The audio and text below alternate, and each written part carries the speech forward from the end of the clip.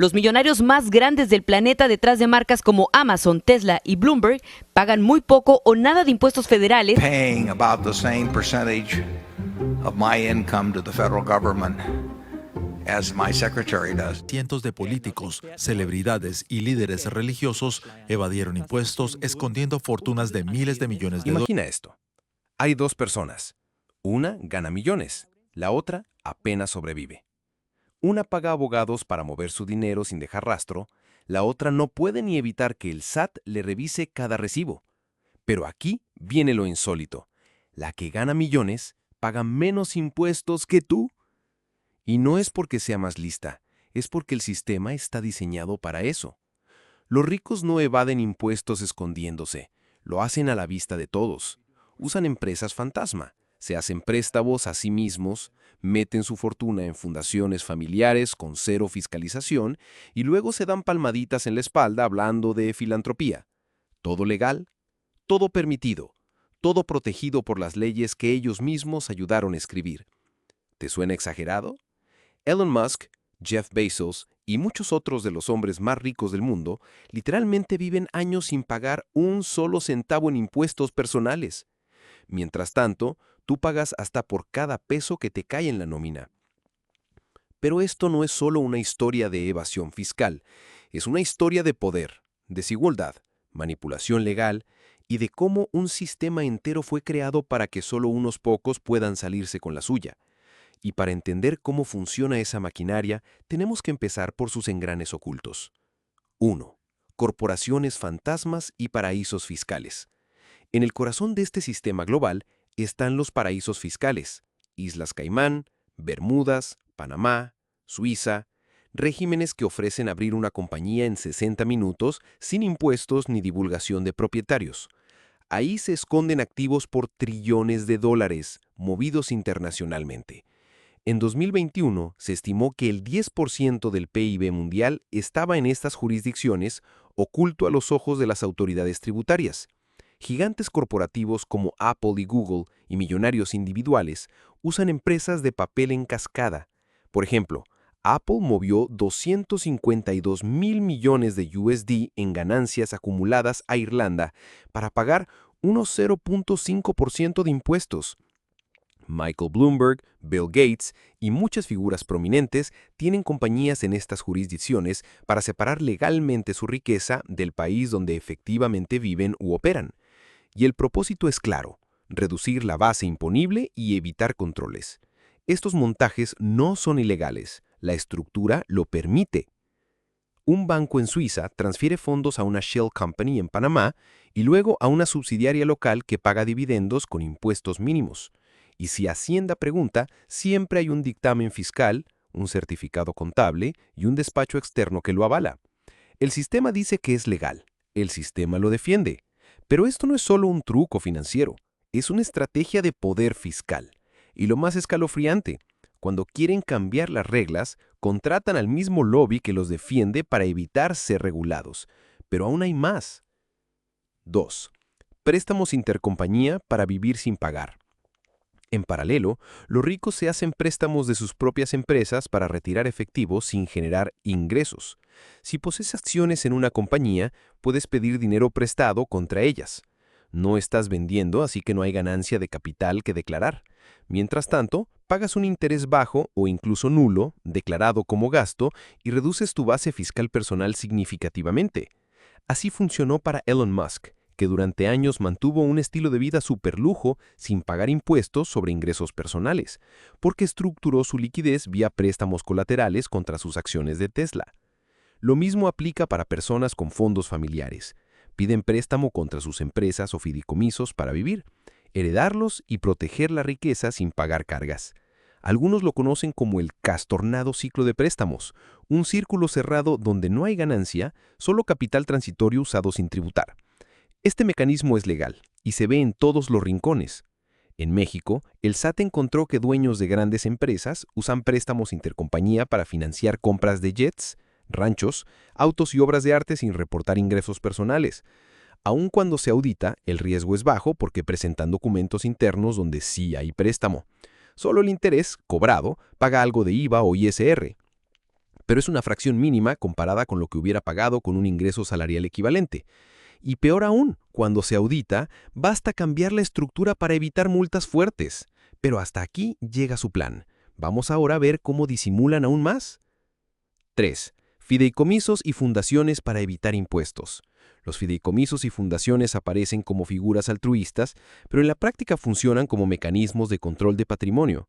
Fundan una organización sin fines de lucro, donan acciones u otros activos y reclaman deducciones fiscales enormes. Esa fundación invierte los activos y el fundador mantiene control de la estructura administrativa. En muchos países, si donas al fideicomiso en tu nombre, puedes deducir impuestos. Por ejemplo, el Family Office de los Lim utiliza fideicomisos para recibir donaciones de propiedades, acciones o dinero que luego pueden ser usados para fines filantróficos o inversiones. Legalmente deducen el monto donado y mantienen acceso directivo. Zuckerberg, Gates, Bezos funcionan así. Enormes recursos bajo una supuesta bandera de bondad, pero con control perdido incluso por los gobiernos. Aunque hay reglas, la fiscalización es limitada. Las fundaciones presentan balances resumidos, no ponen precios de activos internos y no declaran pagos a consejeros del fundador. Esto diluye el control fiscal, reduce impuestos, protege activos de manera eficiente y si la presión pública sube, anuncian obras sociales para limpiar su reputación. Pero esto también es legal y aprobado por quienes escriben las leyes políticas. Y uso el término legal en una forma literal. Están dentro del marco. Lo peligroso viene en el siguiente paso. 4. Ganancias de capital versus salarios. Gravamen injusto.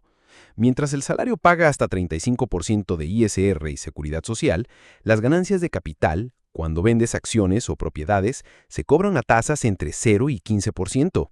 Y si no vendes, las ganancias no se gravan. Un millonario con $1,000 millones en acciones puede nunca vender y pagar 0 en ISR anual. Este truco fue usado con frecuencia. Jeff Bezos, Elon Musk y Gates se enriquecieron en papel. Cada año, su patrimonio aumenta, pero si no venden, no pagan impuestos. Una forma de evadir sin evadir nada. En 2021, Musk acumuló $200,000 millones adicionales, pero pagó menos impuestos que un trabajador promedio. En México, el sistema permite diferir ISR por mantener activos. No es ilegal, pero suena irracional. Un país donde un actuario técnico paga 30% por salario y un inversionista multimillonario paga menos por su patrimonio. Es una división fiscal de clase. Trabajar o invertir tienen tasas muy diferentes. Mientras ellos acumulan más, tú pagas más. Y en la siguiente sección verás quién lo trabaja en la sombra. 5. El poder del lobby y los escritores de leyes. Detrás de esas ganancias hay bufetes y despachos legales que prestigian. Deloitte, PwC, EY y KPMG. Ellos analizan, diseñan y ejecutan las estructuras de evasión. Y también escriben leyes. En países como Estados Unidos, México y Europa, las reformas fiscales se hacen con input directo de estas firmas, en comités privados donde no hay observación pública. Y si se proponen cerrar una brecha fiscal, ellos escriben una opción alternativa, ofrecen un amparo o financian campañas de presión política.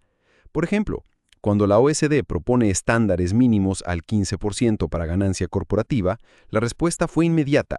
Bufetes redactando su propia versión, colocando cláusulas de inmunidad y retroactividad. En México, despachos como Galicia Abogados o Rich Mueller son reconocidos por ser asesores de reformas fiscales. Son parte de la estructura que regula su beneficio, no la redistribución. Al final las reglas se escriben con tinta invisible, a ojos de la ciudadanía.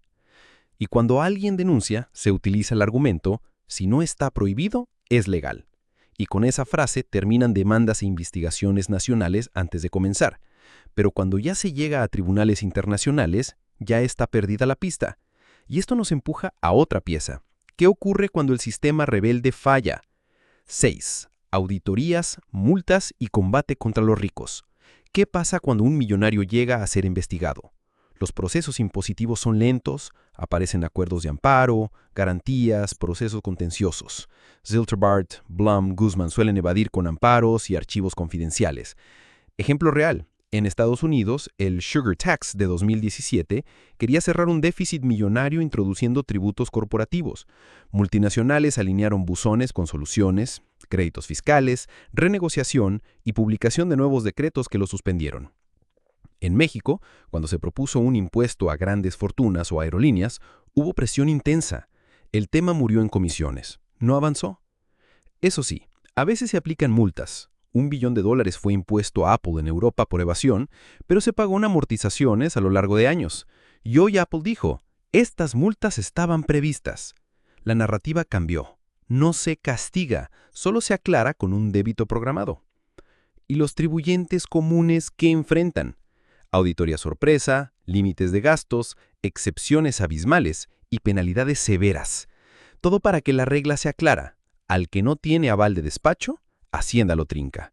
Al que lo tiene, lo normaliza. La diferencia está en la capacidad. No pagar impuestos es legal, pero vivir sin ellos es privilegio. Lo que los ricos hacen no es ilegal. Es una jugada diseñada para maximizar su patrimonio sin perjudicar su estructura económica.